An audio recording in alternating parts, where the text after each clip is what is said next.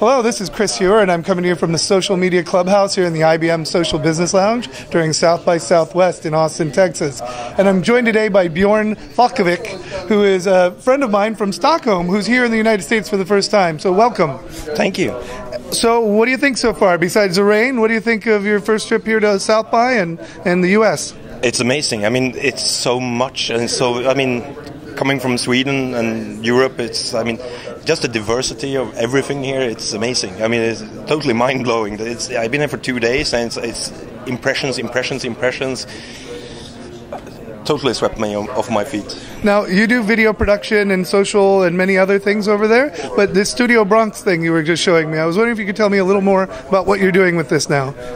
The general idea is I mean, out of my point of view, is like, how can I create incentive? I mean, what's actually driving people to take the time to actually watch and listen to what we're telling them?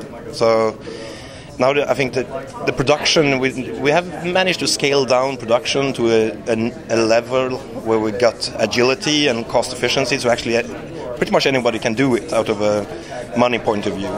But now I feel that, okay, now we can produce, but what should we say? And which content should we actually focus on, and to get people to watch and be engaged, not only be passive, lean back viewers. I mean, we want people to get into the crowd, to do things, to interact with each other. And I mean, something that really piqued my interest yesterday was one of the speakers said soft social signals, and it really tickled the nerve in me. It's like, and he used an example which is like, when you are in a social interaction, when you're in your house, you're not actually announcing that I want to be social.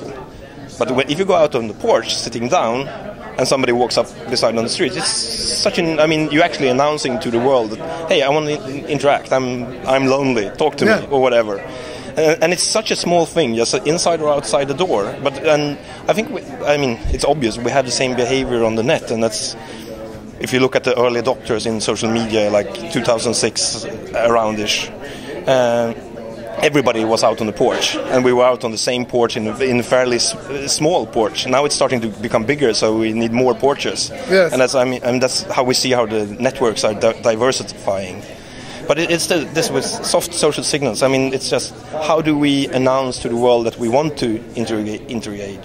Very interesting, but I'm actually more interested in what you said earlier and what you're doing with your work, and I'll tell you why.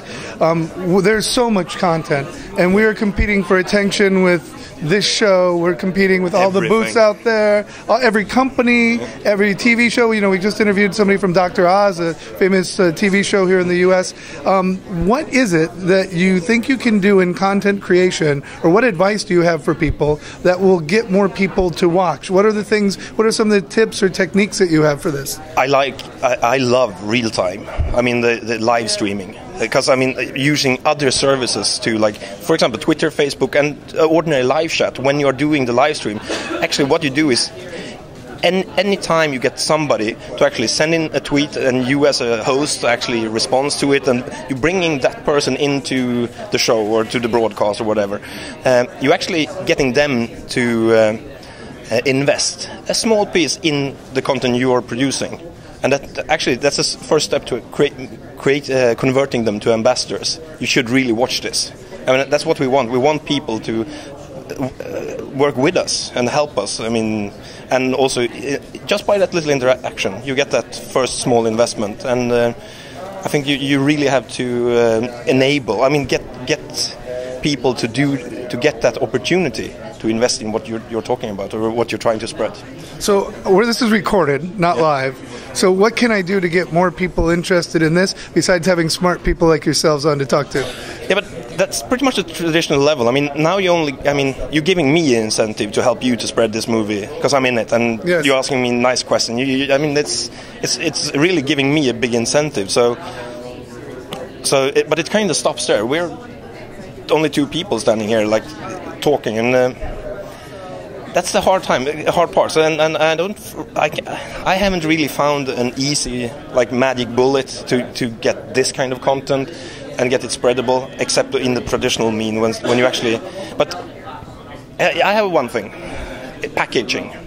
Yes. Everybody that's make movies, and not everybody, but many people. They only push the video out there, barely writing a title for the movie. And when you look on the description part on the movie, it's like one line. I mean, text is... I mean, to start a movie, you're actually asking people to make a time investment. Will I take 4 minutes to watch this? Yeah, that is fantastic. So, a good title, a really, really good description. I mean, pretty much a transcript and your commentary. Add a layer. Why you think this is interesting. So, I mean, because people read fast. In 4 seconds, you can read a shitload of information. Yes. 4 seconds in video, you can't tell anything. It's like 1, 2, 3, 4. Well, I mean, even my introduction was 10 seconds practically to get all those words in. At that point, people are turning off. So I really love the packaging part when it comes to the archive value of a video, and also you enabling the search engines. I mean, you get something that the search engines can index. So title, description, and and also in the description, give links to whatever we're talking about. Who is this person? What is this event they're talking about? Okay, link to it. Yes. And then it's such a small thing, but it makes a huge difference. And this we actually have seen in the statistics. The better we do with the blog post or the articles or just the YouTube description page. Yes. We're talking like 100 and 200% improvement. So there is definitely something there.